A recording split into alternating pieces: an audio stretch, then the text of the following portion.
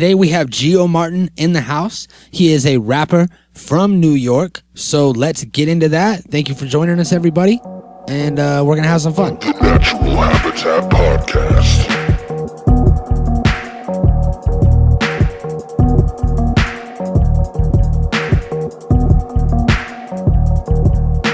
The Natural Habitat Podcast.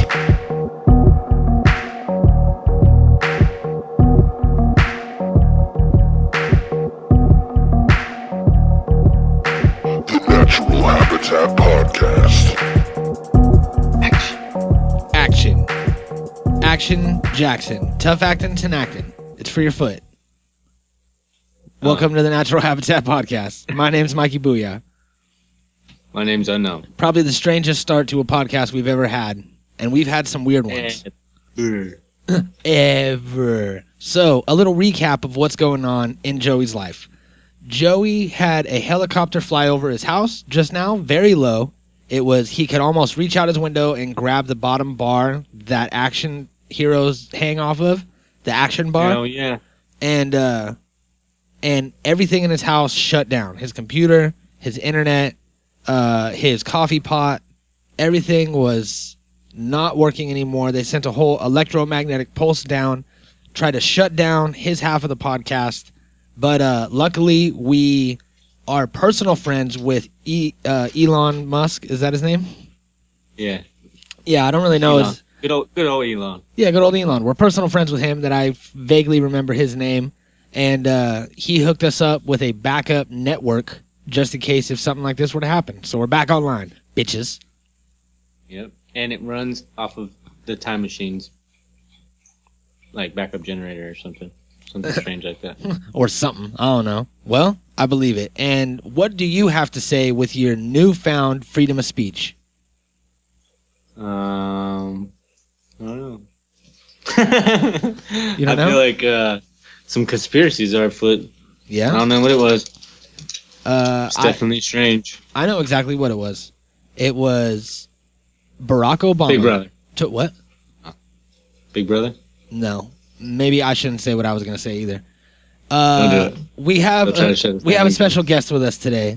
His name is Gio Martin. He is a rapper from New York, and he New York City. He joined us today on Skype, and we have him on hold right now. We're going to get to him in just a second, but before we do that, I am going to talk about this weed that I just got delivered to my house. It took forever, all right? That's one. The guy said he was right around the corner and that he'd be here in 15 minutes. Took him about an hour. Okay, strike one. Strike two, there is no strike two. He was really nice. The weed was good price, and it's their own strain of Girl Scout cookies that they isolated. They isolated like a phenome and Girl Scout cookies and made their own strain out of it. And it's really bomb. It's very nice, and it's a great way to stay in shape. So, nice. I got some of that. What are you smoking on today, Joey? I don't remember what it's called. But it comes in a green container. That's a great story. I have a green container for mine as well. Yep. I'm not sure what the marijuana laws are like in New York. I think that maybe we'll remember to ask him. Yeah, probably not. It's shitty over there. Yeah, I know that they don't have marijuana laws. They got fucking crap laws. I know that hearing from Ari Shafir's stories on podcasts and shit that he lived in California and then he moved to New York and went from being able to buy weed from a store, in LA, because he had his card since the beginning, since they were giving out cards. He went from that to having to find a guy that would take him somewhere in the 5 boroughs and would run into an apartment complex while he sat outside all shady and went and got him some weed. So it seems like it's still a mess over there.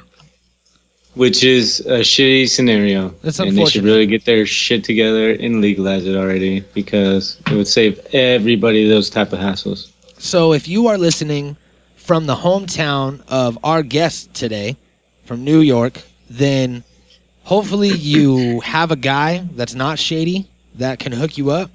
And I'm pretty sure that New York might have some sort of medical weed, but I'm not sure. Young Jamie, can you search that for us? Look it up. Thanks, buddy. So one day we'll have one. Yeah. So hopefully you guys got some weed, and if you do, we would like you to smoke with us. Do you want to get high? You want to do that? Yep. Yep. Asking Joey if he wants to get high is like asking Jared Fogle if he wants to get out of prison. I twisted it. You thought I was going to say something about molesting kids, but I didn't. Yeah. I did now. Damn it. Curveball. Oh, shit. All right. Well, this is something. Music. This is something that we like to do here on the podcast. If you're a first-time listener, we do a smoke sesh where Joey and myself will smoke together. We'll play some music, and you guys will all smoke with us. We'll smoke with you too, and you might listen to it right when it comes out and smoke with us, and then someone might download it a week later and smoke with us, and someone might listen to it in a year and smoke with us. But we're all smoking together in the same point in space-time. I haven't really broke that down for a long time. Yeah, I know. It's crazy. It's my favorite part. Kind of like hard to spit out. Mm-hmm. Sounds like. Well, you know what? It is. Everything I say is a struggle, and I don't know how I get through these things. Well, cheers to you. I'm going to do a dab and smoke a bowl. Oh, for real? What? Oh, god damn it. For real. That means... Shit is getting crazy. All right. I'll see your dab and a bowl. Just let me get this ready real fast. Tell us about this track that you have set up, because you didn't tell me about it. Well, I picked this one out for you. Oh, because shit. It's half Christmas and half Halloween. No way. Yeah. Man, this well, guy. kind of in a weird sort of way. Okay. I think I know what it could be. Light up What your could it be? torches, spark up your bowls, take your pics, and hashtag them NHP Smoke Sesh so that we can all smoke together. And let's do this.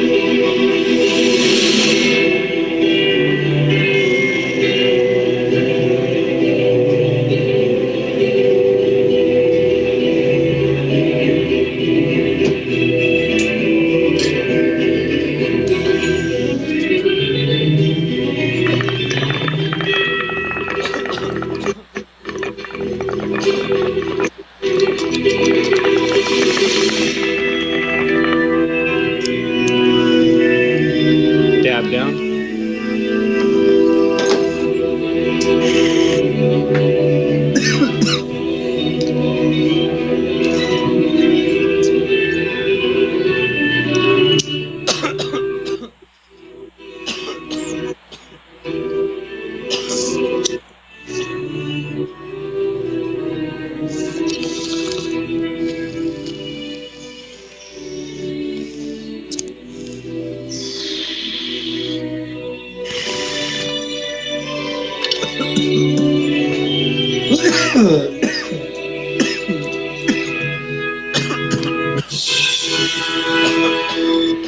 I'm out. This is called We Wish You a Scary Christmas. I like it. What's the backstory on that? I don't know. Some made- guy on YouTube. Who made And it? I like it too. You don't know? Nope, his name is Jonathan Zuniga. Well, props to you, Jonathan Zuniga, because that's a dope beat. You did a really good job. Yeah. Killing it. Hold on, I'm gonna milk this some more. You know what? I actually grew up with a guy named Jonathan Zuniga, and I wonder if that's him. I used to call him. I used to be like, "Hey, you my Zuniga," and we were kind of friends, I guess, and he used to play piano really good. So maybe he grew up and turned into this composer. What's his name again? Jonathan. Jonathan what? Sue nigga. Sue? Or Zoo with Z. Zoo or Z? Zoo. Z-U. Yeah, that might be the same guy. I'm going to have to contact him. Maybe we can get him on the show. But, yeah. Anyway, that, what did I say? The Cookies and Dream, that's what it's called, is very, very stony. I've been smoking these dabs all day, but I just now got this Cookies and Dream, and it's like whole nother level stony. So, I just smoked some key lime pie, followed by a bowl of whatever it was. Of something something in a green container. So, yeah. Who are your favorite East Coast rappers? Since we happen to have an East Coast rapper here today. 50 Cent. Really? 50 Cent out of all of them? Yeah. Yeah. I'm gonna say Method Man is probably my favorite East Coast rapper. I mean, like, I classify shit differently. You said rapper, so 50 Cent for sure. Yeah, you're one of those. You have a different line if between rap and hip hop. Yeah, for sure. Okay, well, what about hip hop artists? If it was hip hop, it would probably be like Gangstar. Yeah. You know, Gangstar was really dope and did everything with DJ Premier and was always killing it. Damn right. I think that so there's different levels to it. You know what I mean? Like people like to hide it all under the one genre of hip hop, which I think is fucking wrong. I mean, yeah, hip hop is the culture, but you know, you need to label it differently, especially with all the new subgenres and everything that's created now with like this different types of Southern raps and like the Atlanta style rap and the drill time Chicago shit and everything that there is everywhere. You gotta specify what you're talking about. Not everything is comparable. You know what I mean? It really isn't. You can't listen to some Houston screwed Texas rap and compare it to what they're doing in Atlanta. It's not the same thing. You know what I mean? It's not like you can't compare Gangstar to fucking Tupac, really. You know what I mean? It's two different types of music. One's gangster rap. I mean, Tupac was hip hop too, though, I guess. So that's a bad comparison, but yeah, I see what you're saying. All the different areas, it's a total different genre almost. Exactly. They're all subgenres of the music, and you know, it kind of did turn in, especially with the whole East Coast, West Coast, and you know how back in the day it was an actual battle between, you know, labels and artists and shit, to where like if I see you, something's gonna happen, like not just freestyles and, you know, dissing people and shit. So it was a different time, and you know, New York was the birth of hip hop. It came out of the Bronx. What the hell? Do you still have that sick dog at your house, or is that your dog? You know what? It's my dog. If people would like to donate to the show to get Joey's dog declawed so that it has soft padded feet, or maybe just buy some dog socks. You know what I mean? That might help too. Yeah. Or like just that. a couple bottles of NyQuil and you could just drug it up right before the show. Man, this is going to be bad. This is animal cruelty. We don't do that. We don't do any of that. This is all jokes. Yeah, we definitely don't do that. Shit. So I say that we see if Gio is still on the line and click on over for this interview. Yeah. All right, let's talk to Gio. All right, everybody. We have Gio Martin, and he is live on Skype. Can you hear me, Gio? Yes, I can. What's good, everybody? We are having a great time. It is. I'm still full from Thanksgiving. That was a mess. Thank you for joining us, man. We really appreciate it. So you are from New York, correct? I'm from New York, New Jersey area. Like, we'll say tri-state area. I'm kind of like all over. I've lived in New Jersey and Connecticut, but I spend a lot of time in New York City. So you could kind of nice. All right, and so when did you? What really?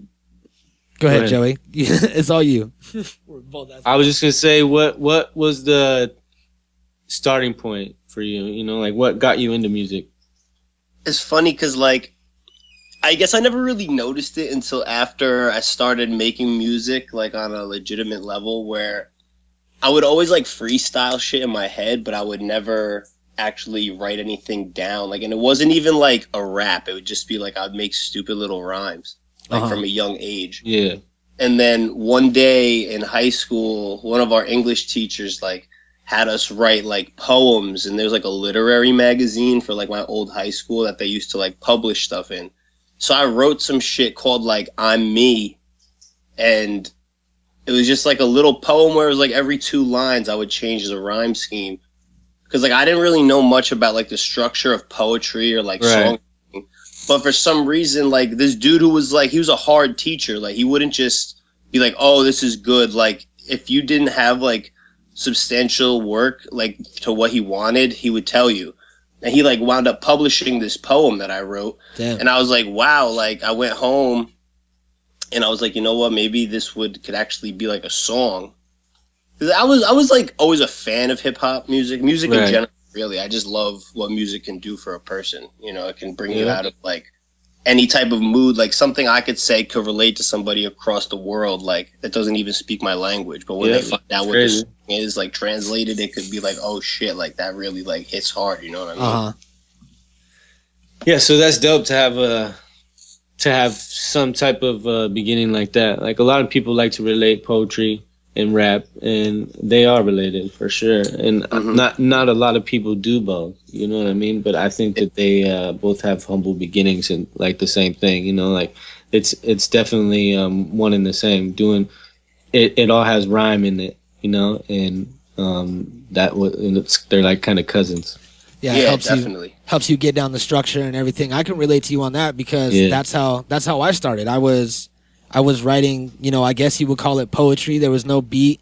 It was just kind of like, you know, rhyming, and I would, you know, pay attention to how the words bounced up and down and how everything fit, and that kind of opened the door for me. So, yeah, it definitely does. It does do a lot. So, what was the time when you so you just decided to go home and make it into a song? Did you make it into a song? I wound up making it into a song, and like at the time, you know, I guess it was something people liked because it was new. Like they weren't used to hearing Gio Martin rap, you know what I mean? And back then, I went by a different name. I went by the name Gig, like Gigg, which was kind of just like my dad's like from Italy. That he was born in Italy, so he's kind of got like an accent to his voice when he speaks. So like in high school, people would always call me like George. My real name is Giorgio. So people would call me George. Yeah. And like when my dad would be like hollering for me, or like cause I used to play sports too. So like when I'd be on the field or on the ice playing, my dad would be screaming my name like George, George, George. And it kind of just sounded like, so my friends would like start calling me Gig. And like when I started rapping, I had no name. So I was just like, fuck it. Like people know me by this nickname. I might as well go with that. Yeah, that's cool. So, but then people started mispronouncing it and shit. Like I'd get booked for showcases and stuff. And they'd be like, yo, Gig, we love your music. And I'm like looking around like, who's Gig? Like, I'm Gig. Like, you know what I mean? So, like, I changed it to Gio Martin about 1.5 years ago. But back like when I wrote this poem, it was Gig.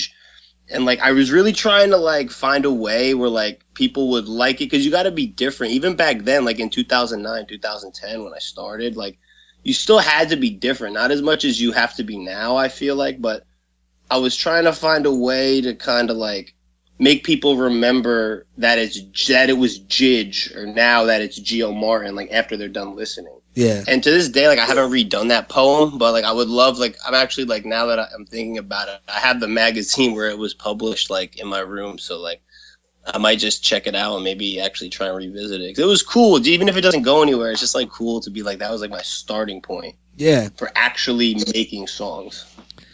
Yeah. So when did you turn over and like get serious about music? Like how long you been doing it for real now? I'd say on a level where I could feel comfortable with my music to literally like go to any outlet, probably like 1.5 years. Nice. 2 years. I've been rapping for like 6-7 years almost, but I put out mixtapes and stuff and like solo EPs. But I like recently I linked up with who's also one of my best friends. He goes by the name Niam, aka The Definition was his old alias as well. And we made a collaborative EP. When we have our own group called UniSin, spelled UNISIN, stands for like UNISin. Yeah. How like everybody sins in society, regardless of like religion or not. Like sinning is still like something that happens. Like, and it doesn't even have to be like physical. It could be mental. Like you could be thinking something that you're not supposed to be thinking. But it's like music is our way of overcoming all types of sin. Like when we feel some type of way, if we feel shitty, instead of doing some dumb shit, we'll go make a song about it. And it just brings us together. Like me and him feed off of each other's energy so well. Yeah. And like my first serious project that I've ever dropped was with him, which was our EP that dropped like 2 months ago. It's a self-titled EP. It's 7 tracks. We have one feature on there who's another dope artist from New Jersey, Felly Fame. Is my boy. He's making some nice moves. MNDS Entertainment, Fortune Gang. But I mean, we've now, since the EP dropped, like we're still like in a group, like him and I, but we're not like stuck to the group. Like we both acknowledge that we're dope solo artists and we can take that solo route, or we could just, you know, be that 2-headed monster. We're like 2 white boys from the suburbs, but like when we spit, like especially in person, like the energy that my boy has can just like take over a room, and like Naim just has like a gift for that. And he'll like bring it at me. Like I could always start the cipher up, but it's like when my boy Naim goes in, like his energy is just so high, and it's like fuck. Like now I gotta come with some hard shit. Right. Like Naim just buy. That's dope. That's the cool thing about rapping with people. That's what it always does. It pushes you to be better. You know what I mean? When you are with somebody who's as good or better than you, you know, you got to strive to like push to that next level, and you help each other grow that way. You know, that's the best thing about collaborating. Whether it's just freestyling in a session and pushing your homies, or whether it's collaborating on a track or whatever it is, just collaboration in general always pushes you to do better. You got to strive for that next level, because you don't want to be the one to let the project down. You know what I mean? So it's like it's a mutual thing. Yeah. Hell yeah. So it's just cool to see, like, oh my bad, go ahead. No, go ahead. No, I was just gonna say real quick, it's like it's cool to see, like, even around me, like people that have been making strides in the industry. Like my bro Yali, he has this record out right now with Fetty Wap called Pretty Girl Dance, and it's got like SoundCloud is like blowing up. It's got like 11 million on SoundCloud, and like nice. That's like my bro. Like since like I've been doing this music shit seriously, like he's been in my corner. Like I remember him and I like doing shows like 3 years ago, and we just talked about like, yo, like this shit's gonna be serious one day, man. Like we're not playing around. And like now he's out here, like he's performing like multiple times a week, like on MTV, BT, on all like major radio stations out here. And it's crazy. Like I remember the first time I heard him on the radio, like I was just driving home like dead ass. It was like not too late at night, probably like 10:30 at night. And like I just hear like this song that I know. And I have like the screen in my car, but I had the navigation on, so I couldn't see at first what the name was, because it was like so surreal to me. I'd never heard anybody I knew personally on the radio at the time. Right. This is like a huge DJ. Like it was his birthday the next day. They were like, dope, yo, man. happy birthday, Yali. Like this new record, Pretty Girl Dance. And this was before Fetty Wap was on the song too. So he was just rocking the single solo. Damn. And he got Fetty Wap on the part 2, who blessed him with a verse on that. And like both records to me are fucking amazing. And it was crazy to like hear that on the radio and be like, fuck. Like I remember sitting with him like a couple years ago, like when we were still both grinding. Trust me, I'm not saying my grind is slow, but he grinds harder than probably anybody I know, Yali. Right. And to be able to see his progression like organically too, like all these people out here wonder how it happens, and it's like I literally witnessed somebody just work their ass off to get what they wanted, and now it proved to me that it is possible. Like a lot of people like, oh, when is this shit gonna happen? It's like people say this all the time. It's not gonna happen overnight, and it's like it's amazing to know that it is possible. Like it is possible. Even with Fetty Wap, I remember when Trap Queen had like 20,000, 100,000 plays on SoundCloud. Like listening to that, like word, this song's dope. He's from New Jersey. Now that shit's got over 100 million, and it's like wow. Yeah. Like I watched the progression. So it's cool to That's know sick. that is actually possible. Yeah, so I'm looking on your SoundCloud and I see your song with Yali is your biggest song, Yeah. and it's got 21,000. So that's pretty dope, man. I was listening to it too. It's dope. So that's cool. You guys both sound like pretty dope, pretty original. You know what I mean? And that's always a good thing. You know what I mean? It's refreshing to hear people sound like themselves instead of trying to be somebody they're not. You know what I mean? And that's cool, dude. It's cool to see. It's cool, like you said. You know what I mean? It's cool to see progression and watch shit as it happens. And you know what I mean? And it's even cooler when it's somebody that you're personally involved with. And you know what I mean? It's just it's an awesome thing. Music is a great equalizer. You know what I mean? Just like the internet. You know, music connects everybody in one way or another. Whether it doesn't matter if what type of music it is either. You know what I mean? Everybody has different shit that they like, but they all have that one thing in common, which is that they all love music. You know? Yeah, and you know, I think that the game needs more people like, you know, people like you that are supportive of other people that are doing things and making moves. Because you know, it's really refreshing to hear you say, you know, I heard this dude on the radio and now he's doing this and making these moves and on MTV, and it's like really good to see, and you're really happy for him, because a lot of people wouldn't be. Like, to tell the truth, it's the sad truth that there's a lot of hate in the hip-hop world amongst artists, and people don't like seeing other people shine, it seems like. But you know, you have a real positive attitude, and I think that alone will get you a long way. And you know, like Joey said, your music is original. You guys aren't trying to be anybody. You guys are being yourselves. And that, you know, speaks multitudes to the people, because people can feel that authenticity. You know, when they listen to it, they know what they're listening to, and, you know, they can tell if someone's trying to, you know, do something that people are going to like instead of doing something that they want to do because they love doing it, you know? So. Exactly. That's commendable, man. Thank you, guys. I really appreciate that, guys. Because even, you know, it's crazy. Like, people out here, like, in New Jersey, New York, Connecticut, like, it's just like a whole different wave of, like, support. Like, people would rather see you fail than see you succeed, I feel like. It's like that everywhere, man. Yeah. Like, I went out, when I go out of state, like, I feel like just the West Coast, I've only been out to the West Coast, like, twice. But I just feel like you get, like, people are more accepting and, like, understand the grind of what you're actually trying to accomplish, as opposed to being in New York City. Everybody just really gives a fuck about themselves. Like, you could, like, drop your laptop and watch it smash on the sidewalk in the middle of daytime in New York City, and nobody would, like, come over and be like, oh shit, like, are you okay? Like, you could fall in the middle of the fucking street and a bus is coming and no one's gonna fucking be like, oh shit, let's get him. That's like, crazy. People are so selfish out here, I feel like. And that's not to generalize the area, because there are people and there are parts that, you know, are great. But I feel like to make it as an up-and-coming artist, producer, actor, like screenwriter, anything like entertainment related, like radio too, like, it's just hard out here because so many people, like, want to do it. But then so many people get mad when they see that other person get a step ahead of them. Yeah. Whereas me, I like to be like, yeah, do I get jealous? Yeah, but it's not like a bitter jealousy. It's kind of like, damn, like, I know I could do that. Like, I need to step my shit up. Yeah. I'll admit, if anything, it pushes you. I slack hard.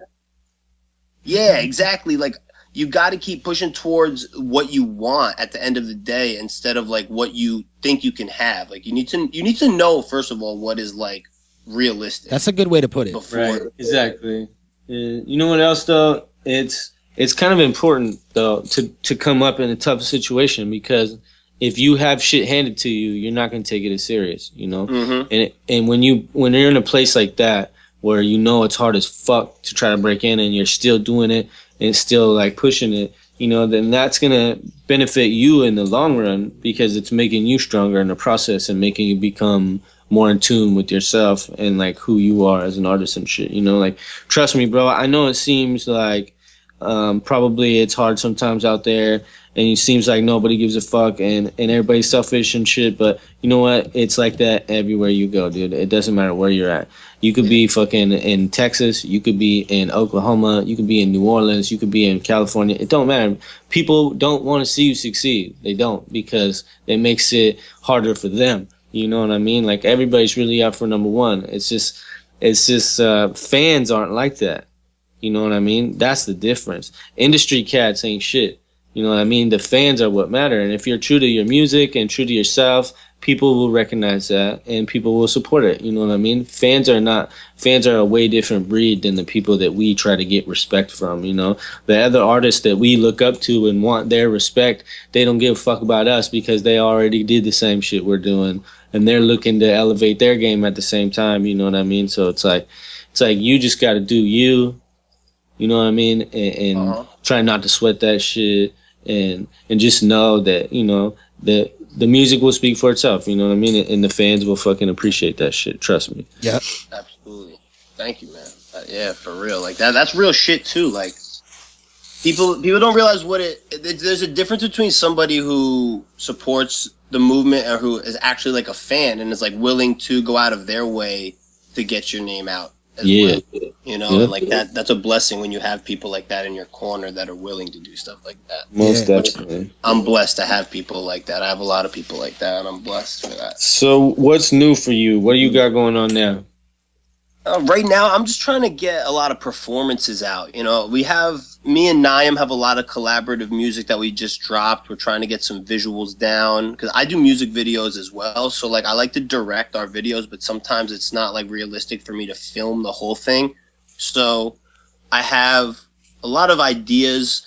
We're just kind of, like, trying to figure out if we should just put some stuff out, like, just make the videos ourselves and put them out with some like static frames, or like hire somebody to film for us, because that's another thing I hear. A lot of people don't like to do like things for free, which I understand, because I'm in where like I have to work and I have to, you know, I only charge for my time and what it'll take to do the service. Like if I'm doing a music video, I'm not going to charge somebody to be there and hang out and, you know, smoke a blunt and kick it. I'm just going to charge you for when I go home and I got to go turn on my computer and sit there and chop everything up and like personalize everything to the specific artist or group of people. Yeah. You know, that's when I'll charge. But even at the end of the day, like you could bet that if somebody's going to pay me for a service, you best believe when they have something up for purchase somewhere, I will return the favor and I'll purchase it. You know, if I don't see it, if someone sends me something and is like, yo, check this out, like, this is up for like $20, like my new album's up for like $8.99, my new album's up for $10. Like, I'll do it. I'll purchase it, because why the fuck would I not do that if I have music out on iTunes that I want people to buy? Like, why would I not buy and support somebody else? Right? Yeah, exactly. Well, I think you'll be all right, man. You're doing good. I think you're just in the stages right now where you're just kind of trying to figure everything out too. And I feel like all of us are, you know, all independent artists are in a constant state of change, because we have to learn as we go. We don't have anybody handing us the manual or fucking information that we need. There's no schematic to being a fucking independent artist. So that's definitely just trial and error. You know what I mean? We all learn as we go. And you just got to make sure that you just keep pushing and keep doing your thing. So what's next? Where do you see you going in the future? You know, I really, really just want to see me and my good friends and my close friends and my musical affiliates like succeed. Like, I don't necessarily have to be the main attraction, you know what I mean? I just want to be there. I want to be able to help in whatever way I can. You know, I don't want to hop on a wave of somebody who's blowing up and then just expect them to like put me on, and like, because I have a lot of friends right now like that I could call friends that aren't just like musical like associates that are making a good name for themselves. I have friends that are working with people that have a good name for themselves, and it's like, it's crazy how, like, if I could just I'd say I'm about like 80% to where I need to be. And I'm willing to admit that because I'm not going to sit here and say to you guys or to anybody that I know I'm 100% ready to take on the world. I don't think no one ever will be. Yeah.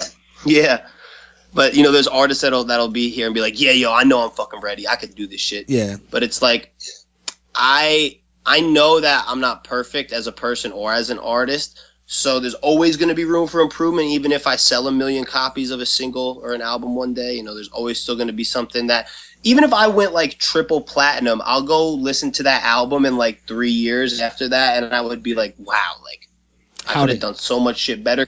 Yeah. My shit back in the day, I listen to now, and I'm like, fuck, like, why'd I even like? Yeah, I think everybody's that way. We all have that problem. And then people are like, hey, play that one song, and you're like, dude, that's the song. No. I'm way embarrassed of that. I have way better stuff now. Yeah, for real, yeah. Yep. Shit happens a lot too, and it's weird. Like, I feel like I had more loyal fans when I was younger and wasn't taking it as serious and wasn't really, not to like put myself down. Like, I don't want to feel like, oh, I don't have a lot of fans now, because I do have a lot of fans, but a lot of my fans like are my friends. Like, I like to interact with them, and it's like not like I don't like to keep it like if somebody's supporting my music, I don't want to just only time we talk is when I send you a song. Because I used to be that asshole spamming inboxes on Facebook. I'm not going to lie. But I realized, like, after a while, the music's going to speak for itself. And, like, I would start only sending my songs to people who I knew wanted to hear it, as opposed to me just blowing up a bunch of strangers. Like, yo, check out my new track. Could you repost it, like it, and comment on it on SoundCloud? Because people do that all the time. And, numbers do look good, especially when they're organic. But I don't want to be that dude forcing it out of people anymore. Yeah. And I like to be honest all the time. Like, if I fucked up in the past, I'm not going to try and like cover it up or be like, I never did that, because I know a lot of people could say that I like, what I've done and how I used to like inbox mad people, and it worked for a while. That's how I got a lot of fans. But after a while, it's like when the same person's not answering your message like twice or 3 times, it's like, okay, time to chill. Yeah. But, and, but that's how I built a lot of my following, and it was just cool to see like how many people actually did fuck with it. So like I never would ever hit people up and they'd be like, yo, what the fuck are you sending me? Like, this fucking sucks. People would be like, oh, man, like, could you just not, I'm not into this type of music. Could you not send that to me? I'm like, oh, cool, no doubt. They're like, yeah, do your thing, but it's just not for me. I'm like, I respect that. You know what I mean? I respect when people can approach you in a positive way about something, even if they don't like it. Like, I'll be the same. Like, I'm not a yes man. If somebody sends me a track and it's not good, I'm going to be like, yo, I'm not going to be like, yo, you fucking suck. But I'm going to be like, you could improve this there, or, tighten that up here. Like, because I see potential even in people that don't have it. I still see the potential. Like, I see if you have, like, if you love it and you're doing it, I'm going to support you. I don't, until like I get to a point one day, God willing, where like it really matters what I post, like I'm going to continue to support everybody who wishes to make music or do anything artistic, really, Yeah, that's cool, man. That's fresh. And, there's a fine line between, there's like a line that you need to ride when it comes to promoting yourself. And it's like a hard, sweet spot to find, because I have the problem where I'll be at, some sort of event or a showcase somewhere or some sort of concert, and there will be a lot of people that I meet that I could potentially, network with and, make these connections. But there's times when I don't want to just run up and be like, hey, I'm Mikey Booyah and I do music, and go check out my stuff, so I don't want to be that guy that's just telling everybody to check out my stuff, because there's a lot of people that are like that, and then you lose that human interaction, you know what I mean? But at the same time, you still need to get yourself out there. So it's like I went to this Harvest Festival recently, and there was a hip-hop show that popped up out of nowhere. I didn't know it was going to happen, but these guys started rapping. And no doubt. And it was dope. Like, they were moderately good, and he was really high because it was, like a dab festival. So I'll give him that. And after he got off stage, there was a kid that went up there with an MPC, and he was like a younger kid, and he was just like rocking these beats on the MPC, and you know, you could tell he had practiced a long time. He knew what he was doing. Well, the rapper kid was, you know, back in the crowd, and he started rapping, like freestyling to the MPC. So everybody turned around and like was recording them with their phones. And it's like, you already had your turn, man. Like, let this guy do his thing. Like, why you got to steal his 5 minutes on stage? Like, he practiced. So everyone should like spread the art around, and you don't want to be that guy that's like, look at me, look at me. So Exactly. it's tough, man. I used to be that guy, and when I was looking at him, I hated him. You know, I was like, what? This guy's such a douchebag. Like, why are you doing this? And then I realized, you know, that's the thing, though. You learn as you go. You know what I'm saying? I mean, everybody kind of starts off with the same type of beginnings and not knowing what to do, and because that's you what just progress and trial and error. Because that's what I realized after about 12 hours. You know, I was at home thinking about it, and I was like, I hated that guy because I saw me in that guy. Like, that was me 5 years ago. You know, wanted to be center of attention and fucking, you know, all this shit. And that's like, there's a lot of different roads to take as an artist. You know what I'm saying? I guess is what I'm getting at. Yeah. So I'm interested to see, you know, to watch your career blossom and, you know, take its tolls and see what happens with you. I definitely think that we're going to be hearing more of you, and I'm glad that we got our listeners the chance to get familiar with you, you know, before everybody else does, before you have this single on MTV, or you're doing this tour, or whatever it is that's going to happen with you, because I think that your music definitely has the potential to make it there if you just, you know, keep doing what you're doing. Keep at it.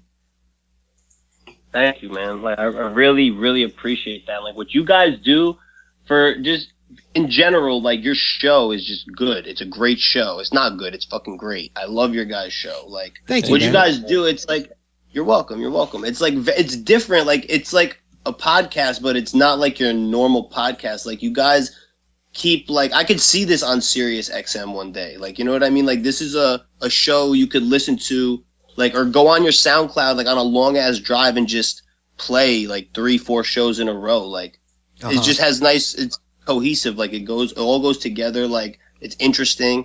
And it's like, I love that I could be a part of it. You know what I mean? It's cool. Like, I'm going to fucking listen to this shit mad times. Yep.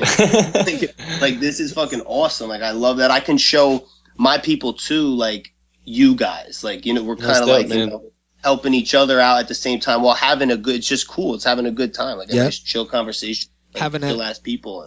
Having a little fan sharing experience, and then also, you know, people that listen to your music but don't know you personally can get to know you a little bit better, you know? Get to know you. Yeah, that's really the coolest part is that most people just hear what you put out there, and they don't get to hear your personality, you know? So that's what's cool about it. It gives people a new outlet. Yeah, for sure. Yeah, I appreciate having a chance. Yeah, so... All right, well, thanks for coming, dude. It's been fun. It was a good time. Keep us updated with all your shit that you got going on, and we'll keep putting it out there, and we hope that you get to where you want to go. Yep. Thank you. I really appreciate that. Definitely, really man. Appreciate that. All right, brother. Have a good day. You too. Natural Habitat Podcast. Shout out. Thanks, man. Yeah. Boom. Well, there it is. Boom. I realized just now, as I say that I say, there it is at the end of every interview when we come back. It's the same every time. And I would say, boom. Boom. So, boom. It's a thing. There it is. And everybody always says the same shit. I don't give a fuck what anybody says. Everybody says the same shit on every podcast. Everything is constantly regurgitated and just said in different forms. You know what I mean? And like you know what I mean, or like you know what I'm saying, like everything. You know what I'm saying, like see, or you know what's interesting? The same things. You know what's interesting is that's used a lot too. Yeah. So you know whatever, but we have our catchphrases around here, and I'm proud of them. #Yogle.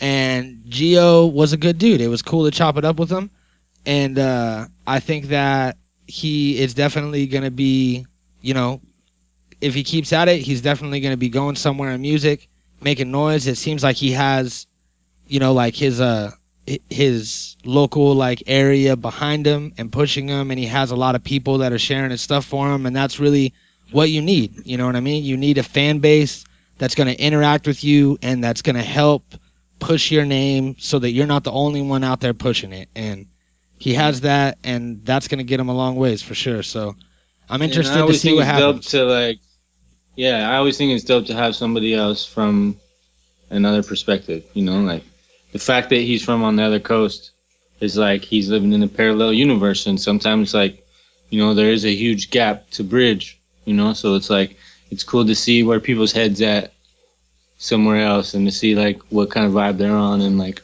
you know, if they're really like on the same path as us and everything else. And I don't know, it's cool. Yep, he was a good dude. So everybody make sure that you go and check out his SoundCloud and check out his UniSin album that he dropped, as well as Low Key Part 2, which is his biggest track. I like it. I was bumping it earlier today. So yep, go and show him some love and give him that old Natural Habitat bump. Because, you know, when people come on the show right afterwards, they get a whole surge of plays and likes. So make sure that you... Don't laugh at that. It was supposed to be for real. So make sure that you go and do that. That's funny. All right, man. Well, I think that's about it. Yep, another one bites the dust. Mm-hmm. Do you want to ask me if I have anything to say? You have anything else to say? Nope. Peace, bitches. The Natural Habitat Podcast.